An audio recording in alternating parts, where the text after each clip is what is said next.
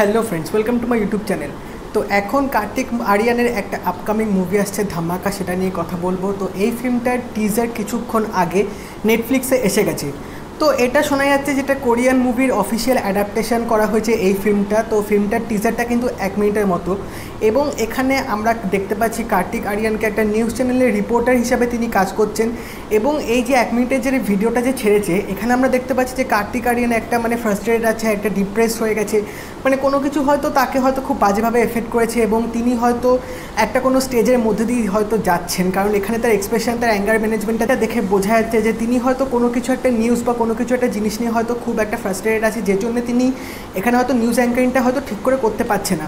এবং এখানে আমরা দেখতে পাচ্ছি একটা লেডি আছে, সে কার্তিক আরিয়ানকে বারবার মোটিভেট করে আছে এবং বলে আছে যে এই শোটা তুমি শুরু করেছো, তো শোটা তোমাকেই শেষ করতে হবে। তো এখান থেকে হয়তো বোঝা যাচ্ছে যে কার্তিক আরিয়ান হয়তো কোনো একটা হয়তো কনসেপ্ট নিয়ে এই নিউজ চ্যানেলে এসেছিলো, এবং সেই শোটা করতে করতে হয়তো তার লাইফে হয়তো ড্রাস্টিক হয়তো চেঞ্জ আসবে। তিনি হয়তো কোনো কিছুতে হয়তো জড়িয়ে পড়বে, যার জন্য হয়তো তার মানসিক অবস্থা কিন্তু এরকম হয়ে যাবে।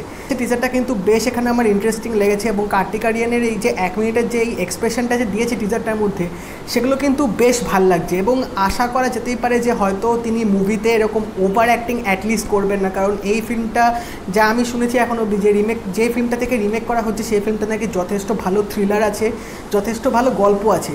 তো এবার দেখা যাক গল্পটা একদম সেম টু সেম রাখে নাকি ডিরেক্টর নিজের থেকে কিছু গল্পটার মধ্যে চেঞ্জেস আনে, সেটা অবশ্যই ট্রেলারটা আসলে একটু হয়তো বোঝা যাবে। বাট রাম মাধবানি কিন্তু বেশ ভালো একজন ডিরেক্টর, এবং আশা করা যায় যে কার্তিক আরিয়ানকে দিয়ে তিনি একটা ভালো রোল হয়তো করাতে পারবেন, কারণ এই ক্যারেক্টারটা কিন্তু বেশ একটা প্রমিসিং লাগছে। এবং কার্তিক আরিয়ান যেভাবে এখানে এক্সপ্রেশন দিয়ে যে অ্যাক্টিংটা যে পুল আউট করেছে, সেটা কিন্তু বেশ দেখে কিন্তু ইন্টারেস্টিং লাগছে, এবং বোঝাই যাচ্ছে যে এটা কিন্তু একটা ক্রাইম থ্রিলার টাইপের হয়তো হতে চলেছে।